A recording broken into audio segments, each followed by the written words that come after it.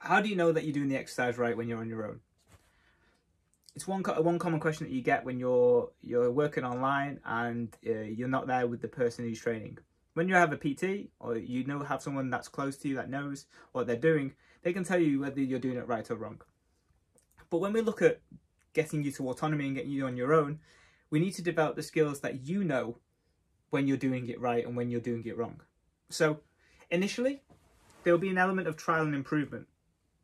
You will want to put yourself in a position where you're doing as best as you can to follow some guidelines, whether it's a video or it's a coaching manual, like they say, like chest up, shoulders back, put one foot in front of the other, doing that to the best of your ability.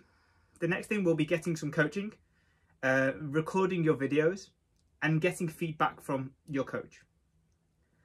When you put those together and you trial that over time, you will get better at those exercises. You will get more efficient and you will know whether you're doing it right or wrong based on what you've done potentially wrong versus what you're potentially going to do right.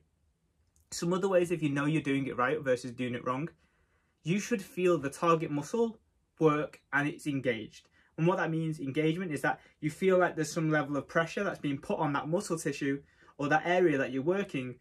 And over the set, when you're using it, it kind of builds and builds and builds. And sometimes it will actually start to burn. That's how you know that muscle tissue is being worked.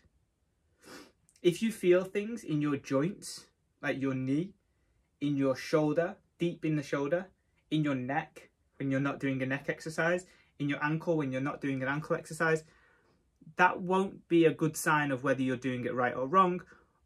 It will actually be a sign to probably tell you that you're having incorrect form. Now, through that coaching experience with your coach, you'll be trying different methods, moving your feet in different areas, front, backwards, side to side, putting the joints in different places to see if it makes it any better. So you don't want to be feeling it in the joints. You want to be feeling it in the muscles.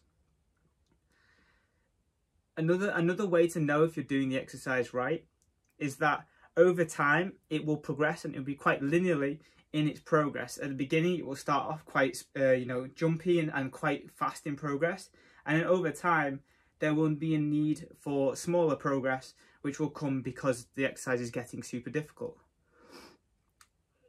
Over time, exercises can be broken down to be more technical so that you can get more out of it. When you start off and you're learning exercise, you may focus on the big rocks or the elephant in the room to make sure that you're doing the exercise as safely, as effectively as possible. By the time you've done things for 10, 12, 14, 16 weeks, you should have a level of proficiency that your coach and yourself can dive in a bit deeper with the type of coaching that you're getting for your technique. There will be things called like reverse action cues or just cueing, which will allow you to focus on specific areas to get more benefit from the session. And once you put those actions in place, you will get more from those exercises than you did at the beginning. But do understand that, Rome is not built in a day, and you can't put all of those fancy technical areas right at the beginning when you're starting learning the exercise.